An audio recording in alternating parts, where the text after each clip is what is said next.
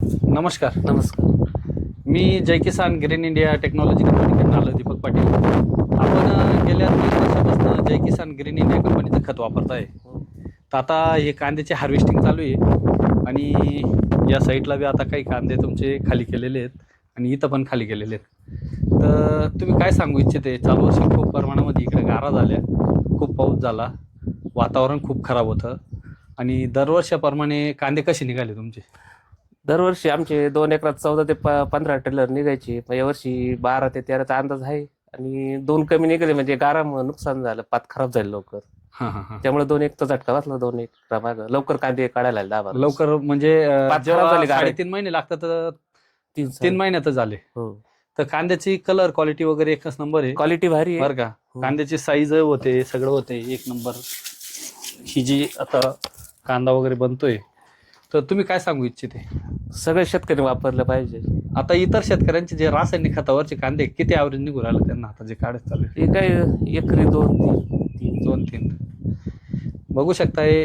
जसं हे जे शेतकरी बंधू आहेत, हे दरवर्षी रासायनिक खत वापरायचे 3 वर्षापूर्वी आणि त्यांचे सुद्धा 3 ट्रॅक्टरच निघत होते. हो. किती निघायचे पहिले तुमचे? आमचे 2 एकरात 5-6 निघायचे. 2 एकरामध्ये 5-6 हा. ट्रॅक्टर. आता तुमचे रेग्युलर किती वाढ 3 वर्षापासून सलग 14-15 आहे, पण यंदा 12-13 निघते कारण म्हणजे गारामुळे. समाधानी आहेत. हो, एवढं समाधानी वातावरण आहे. खराब आहे कांदा चांगला आहे. तर बघू सडगाण शकताय नाही. कांद्याला सडगांनी कांदा टोरेज कांदा होणार आहे हा. हा.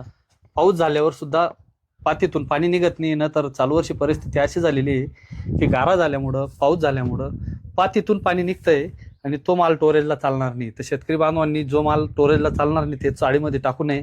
तो माल लगेच विकून पैसा करून घेणे. कारण की चालू वर्षी तशी परिस्थिती नाही. खूप प्रमाणात टेम्परेचर आहे, खूप प्रमाणात वातावरण खराब झालेलं होतं आणि गारा झालेला माल टिकत नाही. त्याच्यासाठी शेतकरी बांधवांनी तो माल स्टोरेज करू नये. आता हा माल जर बघितला तर एकदम कडक माल आहे, कलरबाज माल आहे आणि दरवर्षापेक्षा त्यांना ॲव्हरेज खत घेतल्यामुळं फायदा झालं. मिळतो जे.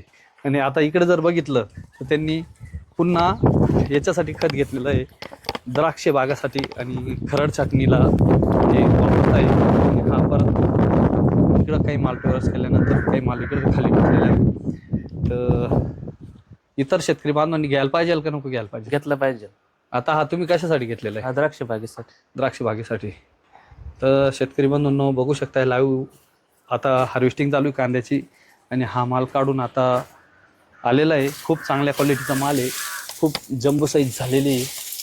कारण की कांदा खूप वातावरणात सुद्धा जर बघितलं तर एकदम टणक आहे, काही अडचण नाही साठवणुकीला. धन्यवाद. धन्यवाद.